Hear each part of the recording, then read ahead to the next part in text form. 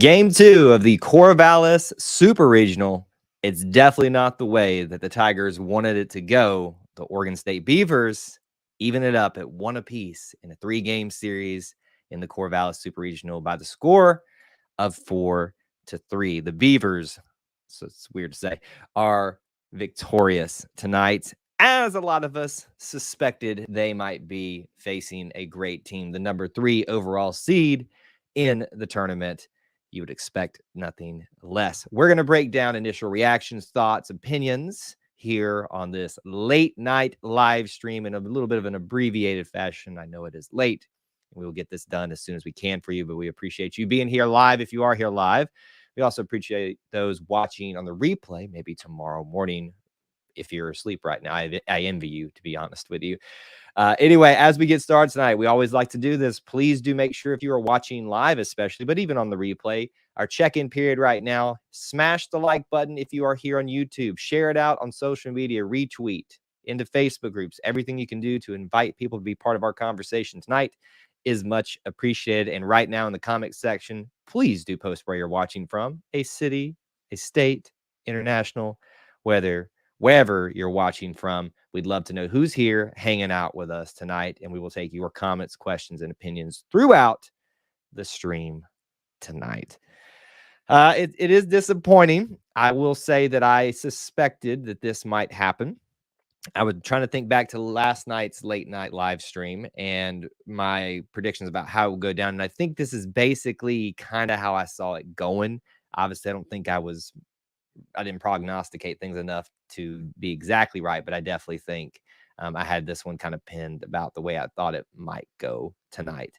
Definitely not a game of offense, but a game of errors, a game of pitching, and a game of some great defense as well on both sides. So we've gotten 2 different games in both series tonight. All right, let's see what you guys are saying and say hello to some people.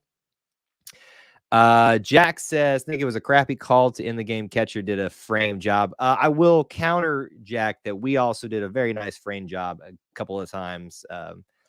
When I say that, I mean Nate LaRue. I think tonight, I had somebody ask me this on social media. I think it was Linda, one of our Patreon members, asked me about my thoughts on the strike zone tonight. At the time, it was a little too early. I think what I noticed is they were not calling anything high and away or high at all, but low is pretty much where you could frame it and get the call that you wanted on both sides tonight. So I will say the strike zone both nights, while last night was a little bit questionable, it was questionable for both teams. It's not really factored into the outcome of the game, in my opinion, tonight and last night as well. Kevin wanting a football score 41-20. Well, if that happens, I will probably not be breathing. It will be funny if that does happen, though, something similar to that. These teams are capable of it. That means we'll go through every pitcher that both teams have available to them. Devin really did not want to have to play a game 3. Got to hope our pitching can perform better tomorrow.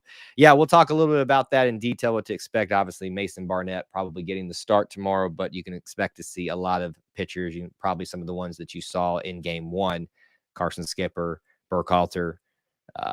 We did use John Armstrong tonight and Chase Alsop, so it'll be interesting to see how this works. Mason, if he can give us 6 solid innings and use the dynamic duo of Skipper and Berkey, we might be in a good position. But don't have a great feeling going into game 3. This was definitely the game that Auburn needed to take advantage of, especially with having home field and having the home team advantage tonight, meaning they got to bat last. Tomorrow night, Oregon State's got it as they've earned. Aaron on Facebook, errors killed us, specifically the one throw to Sonny D that was way over the head to let a run score. Hopefully we can clean that up tomorrow. Yes, and I would say errors were a problem for both teams tonight. Definitely the pitcher tonight, Jerpy for Oregon State, lived up to the billing aside from some errors on his part. The couple of throwaways that kind of gave them the runs. I mean, if he doesn't make those mistakes, we're talking about a 0-4 win for Oregon State probably, because Auburn got to him a couple times, and I do feel like they were just about to get to him. I think it was a smart choice by the Oregon State pitching staff to make that change when they did, and I really thought that was going to be the moment that we got to him. And alas, it did not happen, but it is what it is at this point. Game is at 6:30 Central. Thank goodness. I was not aware of that, to be honest with you. I completely missed that it was going to be at 6:30. So thank you, Devin, for clarifying that. We will all be breathing a sigh of relief. I will be eating dinner while we're watching, and then we will do this live tomorrow, no matter what. I know I was going to ask the question, if we have to do this late again tomorrow, do you guys even want to do it if we lose? But if we'll do it, since it'll be a reasonable time tomorrow night. Let's keep going here with your comments and questions. A lot of them coming in. We're going to get behind here. The throwing error cost us the run, cost the winning run in the game. I feel for the kid, but he can't do this and expect to win. It's a fair assessment, but mistakes were made not just by one player on Auburn or on Oregon State tonight. It was a sloppy game at times defensively, except for the outfield, which, aside from one mess up from Oregon State's outfielder, they got a lot of work in tonight. They had to use their bullpen guy at least and best starter. That is one way to think about it, Leighton. That definitely is one way to think about it. And I kind of had that thought cross in my mind. But I see that Connor's here, our resident Oregon State fan who's been joining us a lot. So we'll get his opinions on that in a little bit. Yes, it is my fault, Devin. I take full responsibility. In fact, I was joking a lot on my personal Twitter account at Kyle Loomis 24, if you want to follow me there. Last night, I had these superstitious things. The combinations seemed to be Sprite and dry Fruit Loops. Had that tonight, and it's the instant I started partaking of them, it went downhill. So obviously that was not the key tonight. It's hard to beat a great team. 2 times in a row, the ump acted like he was missing his hotel pillow for the last 20 minutes. Again, I think it was both ways, and I have not gotten a feeling one way or the other for favoritism or anything like that. Y'all didn't think you're getting out of Corvallis in 2, did you? I think it was a real possibility, Connor. I think you guys were probably sitting there very worried, in the 9th inning with only up 1 run. But hey, it's been fun. Why should it end now? Strike zone was better tonight, Doug says. I think in some respects it was. There were a few times I especially noticed on Auburn's pitches when the ball was a little bit high and outside that it was not being called. Same for both teams, but obviously I'm more I'm more active watching what Auburn is getting or not getting. Auburn's out for blood tomorrow. If Sonny wasn't off, he would take the dub. We would have taken the dub. Oregon State fans are really rude, and they got me mad because it's more pridefulness that had me pissed off. Okay, interesting. I didn't get any feelings about Oregon State fans being that way. They're just having fun out there. Personally, it can't get any worse than Tennessee. Can we all celebrate that for a minute? Tennessee finally got what's coming to them. They're out. Ah, man, it just sometimes what goes around comes around a little bit. Wish we'd gone with Barnett tonight and save Gonzalez for tomorrow. Well, I mean, obviously in hindsight, maybe it's very easy to say that. I'm not saying that you're wrong.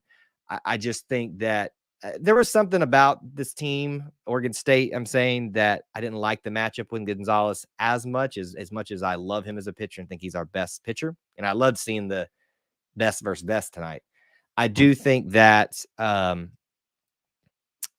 Mason, if he can get that moxie that he's had the last couple of times, especially in the regional, and get us 6 innings, if he can get us 6 innings tomorrow, Auburn's going to win the game. I'm going to make the prediction now. If he can't, that's when the chances really get rocky. But if he gets us 6 innings tomorrow, meaning 1, maybe 2 runs, I'll give him. I think that's a huge win for Auburn. Armstrong handles pressure well for a freshman. He did today and yesterday, even with that hit in the 9th. Great cannon throw to home to get that final out. Bobby Pierce can hit the ball, and Bobby Pierce can throw the ball. Did I jinx this again, Devin? Oh, man. I don't think I have that much control over the game, but if I do, I need to start becoming a gambling man and taking advantage of this power and ability that I have. Just announced the time, so 6:30 it is. Is that 6:30 Eastern? I'm sorry, would you repeat that for us? Because I want to make sure we know that. Or is that Central Time, Pacific Time? What is the time tomorrow? Mason, Skipper, Copeland, Bright and Gonzalez will pitch tomorrow. I think a starter comes in to clutch it up and finish it. It definitely would be a time to use Trace again. I don't know that Gonzalez will pitch tomorrow. He did not go as long as we hoped he would, so maybe there is a chance for that. I expect to see Mason. I expect to see Carson. I expect to see Berkey, and I expect Copeland's a good one too. I think everybody's if you are a pitcher for either team tomorrow, get ready to go because everybody's throwing everything out of there. And yes, Devin, we celebrated that. Isn't that amazing just to watch them fall flat on their face?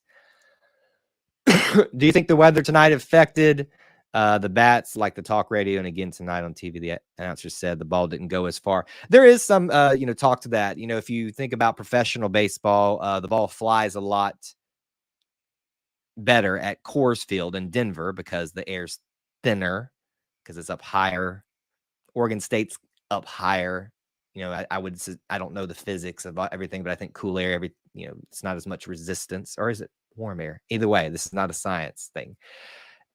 Did it make a difference for one team or the other? No. Did it make a difference in the game? Sure. Some of those balls that were pretty hard hit dropped into the outfield onto the track a lot for both teams tonight. So yeah, I think it made a difference in the game, but not one for one team or the other. So it's almost negligible if we want to kind of get down to it. If you haven't, please do make sure you smash the like button. It does help the stream out if you're watching on YouTube, or if you're watching over there on social media. You can stay there, obviously, but we do encourage you to come on over to YouTube. It tends to be a little bit better of the experience, but thank you guys for being here. All right, 7:30 Eastern time for people like me who are over here suffering. Yes, it is going to be another. At least tomorrow, it's reasonable. We'll be doing this at midnight, maybe not at 2 o'clock in the morning almost. Well, it's 1 o'clock technically, but it feels like it. Really wanted to see a home run tonight. We were due for some tomorrow. So you got to think maybe by the law of, proportions or not proportions of probabilities. If you didn't see a lot of that tonight, maybe that's on the way. Not all Oregon State fans are bad. I get it. Listen, everybody's got bad fans. We've got bad fans. I've met plenty of them. Don't let a bad apple sour the whole bunch. Because for the most part, we've had a great time here with some Oregon State fans talking. Leighton, I really don't like how they have 5 lefty batters in the lineup. Well, yeah, that does kind of throw a monkey wrench in things, doesn't it?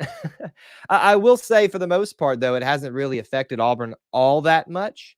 They've kept them in check reasonably to keep Auburn in the game for 2 nights in a row. So with that in mind, I don't think that, while that's scary just to think about, obviously hasn't affected Auburn that much yet.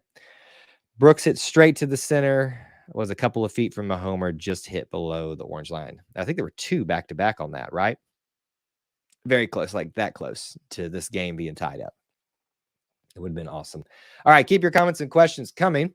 Let's talk a little bit about some stats tonight. I know it's not the most fun stats to talk about, but let's talk about them because we need to. Same lineup as last night, although Ryan Dial did get in there at the last at bat to get a opportunity to get a hit. Did not happen. I guess he batted for Case and Howell, if I'm looking at that correctly. Let's see. Hits tonight. Your best hitter is Brooks Carlson, who we just talked about, who nearly got the home run. He has the best night overall, 2 for 4. A lot of 0 for 4s, 0 for 3s tonight. Brody Moore got a hit and a run. He definitely wants to be the MVP again of this he was the MVP of the Auburn Regional. He wants to be the MVP of the Super Regional too. And he can definitely do that if he wants to. Auburn Live. This game was a lot of fun to watch, though kept me entertained the whole game. Yes, I agree. It was this has been a fun series. Definitely something that's been worth staying up for. Nobody's gotten that way ahead, and nobody's made this a really boring thing to sit through. I will make this big suggestion tonight to ESPN. You better not tomorrow night have any interviews. You better not have. I don't even care if you were going to interview an Auburn guy tomorrow. No interviews. We just want baseball. That's been happening a lot of the times with broadcasts lately. I don't know if it's because somehow they're getting numbers that say you need to do more of that, but just focus on the game. I know it's a long game. It's a lot to talk about. The radio guys can do it. You're basically radio guys just with us watching a pitcher in front of you. They can do it. You can do it as well. Forrester scares me. Reminds me of Bryce Harper type. Yes, he does. He had me worried there at that last at bat he had. The last pitcher was pretty good too. Farrar, is that how you say his name? He put the fear in us. Very good. I think it was. Oh my goodness, I'm blanking on his name because I think he's probably walking back from the game. Our resident Oregon Connor was saying that he was definitely a guy to watch out for tonight. So Connor, did you put up an E2C sign if you're watching this on the replay? You're still here. I'd give you a shout out somehow if you did so. I didn't see it tonight, but granted, I was probably like looking away a lot because I was so worried tonight. So that's basically your offense tonight is 3 runs for Auburn, the RBIs. Come in the form, excuse me, I'm still getting over this cough. Come in the form of Brody Moore and Brooks Carlson and Cole Foster. If we can get a few more runs out of the Shara, Pierce, and Rambush, get them on base a little bit more tomorrow, we'll have a much better night. Andy and Brad know how to call a game. Sounds like the announcers could learn something. They could. I listen, I know everybody preaches to me to hook, sync it up, but there's so much other stuff that I have going on here that this one extra thing that I've got to sync up, and I enjoy hearing the highlights though with their calls on it because they do a great job. And when I'm on the road or if I'm not, if it's in the middle of the season, we're not super invested in a game at that particular time, I'll throw them on just on the radio just to hear them listen to them talk. Pitchers tonight, Joseph Gonzalez went 5 innings, good enough, gave up 2 total runs, earned runs at least. He gave up 3, but he had 2 earned runs. Chase Alsop after that gave up another run, which gave them the 4 runs total. Can we give a kudos? So hats off tonight goes to Chase Isbell and the outfield specifically. Well, all of them. I mean, in fact, I'm probably going to give the game ball to the entire outfield. Mike Bello, Kaysen Howell, and Bobby Pierce. Bobby Pierce literally kept us in the game, but so did the other 2 as well. Great job by the outfield. Chase Isbell tonight definitely gets a tip of the hat tonight because of his pitching. 2.2 innings, doesn't give up a run, 4 strikeouts. And then John Armstrong did great work in those final 2 batters. So all in all, this was not a bad game. Was it a game of frustration with a few errors on both sides? It was. I'm just happy we were all treated at a late night venue to a great game tonight. So I'd like to know from you guys, who is your player of the game for Auburn tonight? Let me know right now in the comment section. Just type a name in of the players tonight. Who is your player of the game? I know it's kind of oxymoron to do that in a loss. We still need to give kudos where kudos is due. We're not going away just yet, but let me do a couple of things as we kind of get towards the end of our stream tonight. As always, I want to remind you guys, if you haven't, please do subscribe here on YouTube. It does help us out. It helps grow our little family within the Auburn family. We're going to be doing things just like this during football season, basketball season, and more. But check out some of the links in our description for ways you can help support our content. If you want to become a channel member, all you got to do is hit the join button here. $1 a month is all it takes. But if you don't want to join anything, you just want to support us one time financially, you can do that by hitting that thanks button down there on YouTube or head over to PayPal. All those links in the description, including the Booster Club, where you can support us financially, even if it's as low as $1 a month, and still get yourself some perks on the side as well. Check all those links out. Let's see what you guys are saying. Excuse me. Bobby Pierce. Nate LaRue, Paul says, is the player of the game. What else do you guys think? I mean, I'm interested with the Nate LaRue. I mean, he did obviously make the catch on the great throw from Bobby Pierce. So maybe if you want to kind of throw them in together as the co-players of the game, that's a good thing too. And throwing the guy out at first, that was a good play by him as well to start off the game. Throwing the guy out at second, but throwing the guy out in the first. And I just realized I said that backwards. That bunt by them when Gonzo was in was amazing. I can always appreciate a great bunt. Both of those bunts, it was a bunting clinic. Honestly, it was right on two different sides. I mean, honestly, if there's a moment that the game was won, it was that. We can talk about errors. We can talk about mistakes by Auburn. We can talk about Gonzalez not having the most outstanding night, but we cannot take away from the fact that Oregon State did what they needed to do in some certain areas to win the game. Their ace was mostly great tonight. Their guy Farrar, is that how you say his name, came in and did great. And they made the plays batting wise that you don't typically see, the bunts that were the difference in the game. So I'm glad that someone pointed that out. And we talked about that a little bit, Devin, that throwing out at the plate, at catching the ball at the plate for that out, but also throwing it out in the first was great. Connor, I know that you are walking back, but I hope you'll go back and watch and give us your perspectives. Leaving Goss, two great teams for all the money. Yes, it is. Pierce for that great throw to home to keep it a 1-run lead. I'm going with Isbell. He did a great job of keeping us in the game. I think, honestly, you can make a case tonight. We've been blessed with two games where for Auburn, you have a lot of names to pick. You can take the entire outfield or individually. You can take, people have made a case for Nate LaRue. You can take Bobby Pierce specifically, but you can also take Chase Isbell. All great points tonight and all great performances, even in a loss. If we can just get these same performances tomorrow night from these guys that we're going to see again, some of the guys that have been quiet. Here's the guy for me that wins the game tomorrow, or two guys. I've made two predictions. If Mason Barnett gives us 6 innings, we're going to win. If Blake Rambo gets on base more than twice, I'm not going to, that doesn't push it over the edge for me, like in terms of the Mason Barnett scenario, but I think that could be a big difference in the game. If Blake Rambush gets on base, that means he's up there for Cole. He's up there for Sonny DeShera. He's up there for Bobby Barrels and Brooks Carlson, potentially. Get on base, Blake. If you do that, we're going to win. Maybe. Let's see here. Gave the game to the Oregon State backup pitcher. Closed out the game. Surprised how much trouble he gave. Yep. I just hope the pitching holds up for tomorrow. All Oregon State batters scare me with those 300 batting average. Yes, they do. People are wanting to know if Connor will be there tomorrow. So if you're not watching right now, Connor, please do let us know if you'll be there tomorrow. And yes, Rambo does need to have a night. All right. Final comments and questions. I know these aren't the most fun live streams, especially late ones when we've taken a loss, but I've enjoyed getting together with you guys as often as we had late in the season here with baseball.